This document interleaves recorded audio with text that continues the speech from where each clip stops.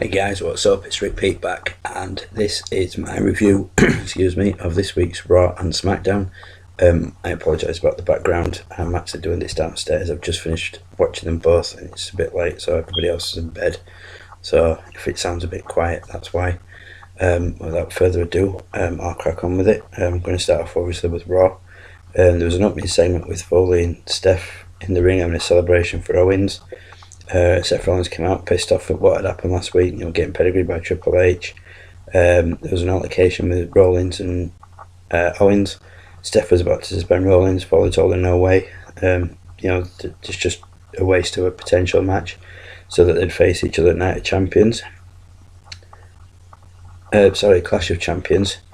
So I'm working on the theory that WWE have run out of pay-per-view names as they're going back to before WCW NWA. Pay-per-view, but Clash of Champions, it's a good title for a pay-per-view, so see what happens. There was a match made for Jericho and Rollins after another backstage segment. There was a good match that saw Bayley pin Charlotte after Charlotte had told Dana Brooke on a segment, you have to go out and watch how I do it, and then she ended up losing. Then backstage, Charlotte in another segment slapped Dana Brooke, and Dana Brooke told Charlotte she was going to make it up to her. Rollins beat Jericho in another good match. Cesaro had another match in their best of 107 series. Sheamus has gone 3-0 up. Enzo and Cass interrupted the shiting farts, who were delivering just another one of their travel agent type promos. Enzo and Cass come out, had a match, and then lost. I was so pissed. It's like the most over tag team in WWE, in my opinion, more over than New Day, lost to Primo and Epico, a team that nobody gives two shits about. It's like, what the I'm not going to say it. I'm not going to carry on ranting about that anymore.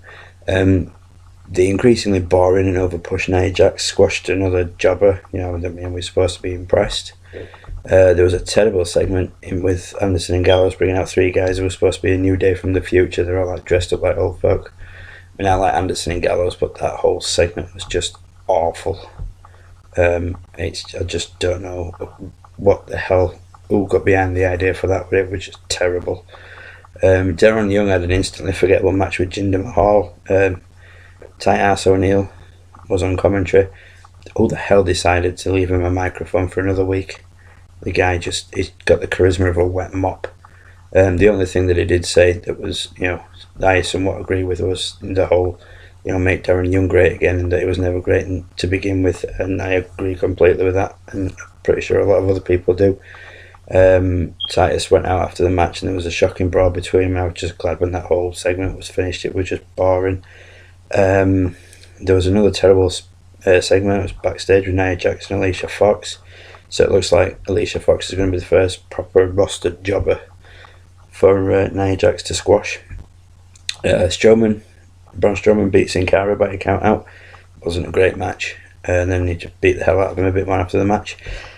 Sasha Banks came out and started giving a speech about her back and everything. And I honestly, for a second, thought it was going to lead up to, having to either go off for a long time to have surgery and recover, or for that brief millisecond thought, this is it, this is the announcement, this is the horrible retirement announcement.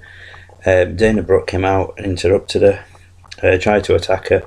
Sasha put her in the bank statement, picked the microphone up and told Miss Piggy, her words, not mine, and that the bad news was for Charlotte and that Sasha will be back at Clash of Champions. I really hope she gets the belt back, I really do. Zayn and Owens had a great match. I've said before, no surprise given the history and the amount of matches they've had. Then after the match, Reigns came out to the ring to the usual boos. He got into the ring, Owens got onto the apron, then John Bon Jericho came out, and just before they could actually do anything, Foley came out and announced that if Reigns could beat Owens next week, the match at Clash of Champions would be a triple threat.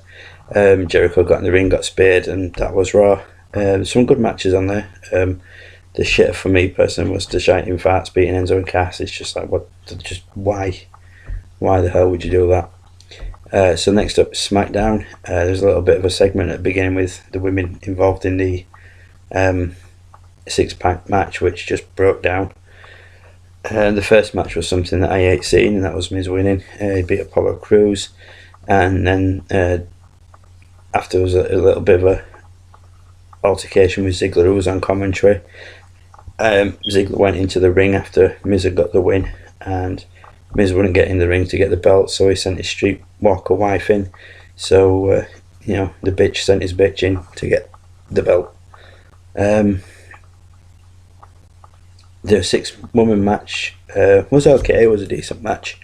Carmella getting Shitty Bella to tap was personally great for me to watch, even though it meant that Becky Lynch was on the losing team. I'm still not buying Carmella as a heel. Why not put Nikki Bella as heel and have Carmella as face? Because Nikki Bella is just one of them. She didn't get as many cheers this week. I noticed as she had the last couple since she came back.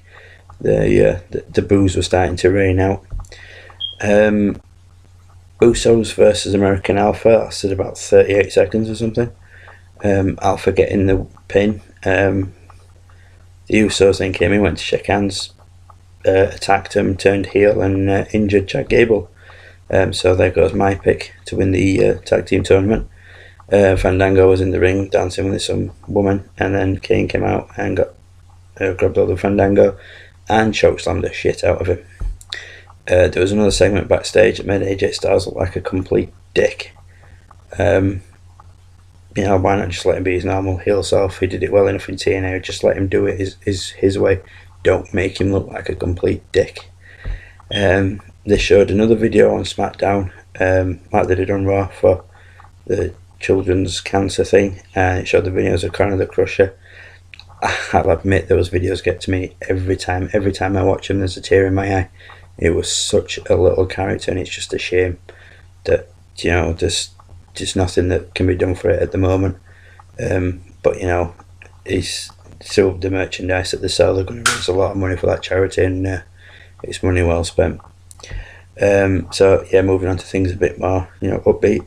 Kurt Hawkins returns next week, and I'm sure no shits are given. Hype Bros versus Slater Rhino. That was a decent match. Gore got Rhino and Slater the win. That initially set up Slater and Rhino to face American Alpha in the final at Backlash on Sunday, but obviously that depends on Chad Gable's injury.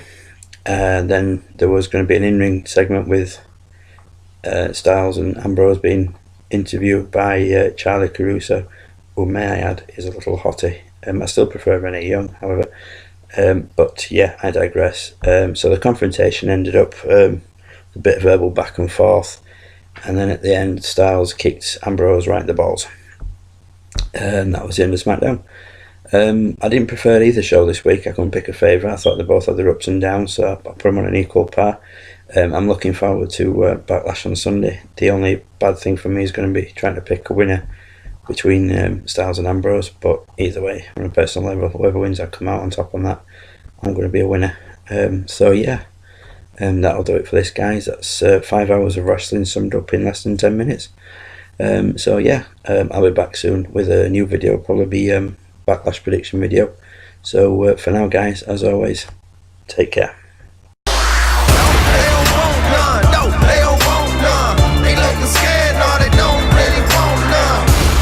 Southern boys with the promised strength.